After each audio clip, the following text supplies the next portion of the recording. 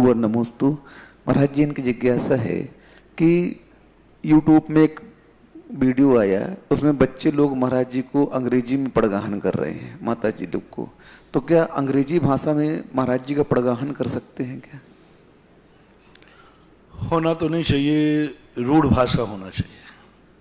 अब नमोकार मंत्र को हम अंग्रेजी में जाप करें तो लिपि अंग्रेजी हो सकती है, उच्चारण नहीं। लिपि अंग्रेजी हो सकती है। नमो अरिहंताणम को इंग्लिश में आप ट्रांसलेट करोगे, वो मंत्र नहीं रहेगा, वो जाप नहीं रहेगा, अर्थ हो जाएगा। यदि नमोकार मंत्र को हम हिंदी में करेंगे, अरहंतों को नमस्कार हो, तो अब अर्थ सही है, सब कुछ सही है, लेकिन वो मंत्र नहीं रहा, अनुवाद रहेगा, मंत्र नहीं, अर्थ अनुवाद बन जाएगा, अनुवाद बन जाए, वो अर्थ नहीं रहा। इसी प्रकार से आप समझने के लिए रोमन लिख सकते हो, रोमन लिपि लिखना अलग चीज है, लेकिन उच्चारण में तो नमो अरिहंताणम भी आना चाहिए। इसी प्रकार नवदा भक्ति में आप हिंदी पढ़ के नहीं जानते हैं तो आप रोमन में लिख लीजिए, वो पैटर्न अपना लीजिए सोनिया गांधी वाला। सोनिया गांधी जो सब कुछ इंग्लिश अपनी भाषा में लिख लेती है, लेकिन मुंह से क्या निकलता है? तो रोमन में आप कर सकते हैं, लेकिन मेरी दृष्टि से पड़गान हुआ, पूजाएं हुई, भक्तांबर स्तोत्र हुए, ये तो उसी मुंह से निकलना चाहिए जो भाषा वहां लिखी है। भक्तांबर भी आप इंग्लिश ट्रांसलेट करके आप भक्तांबर नहीं माना जाएगा, भक्तांबर की वो शक्ति नहीं मानी जाएगी। भगवान की भक्ति तो होगी, लेकिन भक्तांबर की शक्ति नहीं मिलेगी। भगवान की भक्ति तो अपन किसी भाषा में करो, कोई फर्क नहीं, भक्ति तो हो जाएगी, लेकिन भक्तांबर की जो ताकत है वो तो अपने मुंह से वही भाषा निकलना चाहिए जिस भाषा में आचार्यों ने लिखा है। क्योंकि मैंने कहा था ना एक दिन कि उस भाषा में जो बीजाक्षर दिए हैं वो आचार्यों के महत्वपूर्ण दिए हैं। इसलिए नवदा भक्ति करना, ये सब चीजें पड़गान उसी में होना चाहिए जो भाषा में लोगों ने कहा है। क्योंकि अन्य रूप भाषा गड़बड़ भी हो सकती है, बेईमानी भी हो सकती है।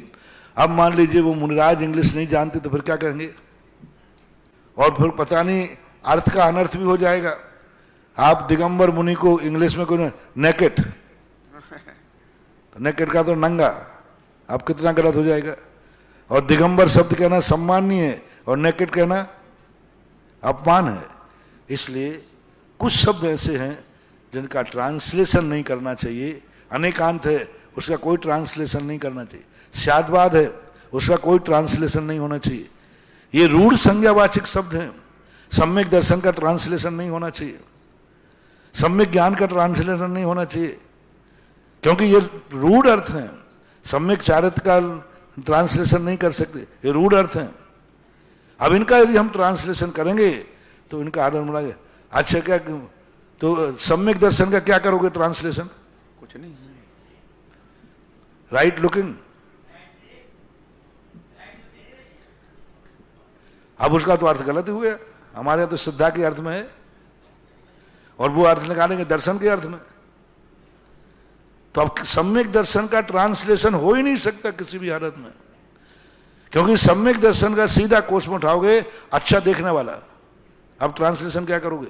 अंग्रेजी में सम्यक दर्शन का अर्थ सिद्धांत कभी निकाला ही नहीं जा सकता।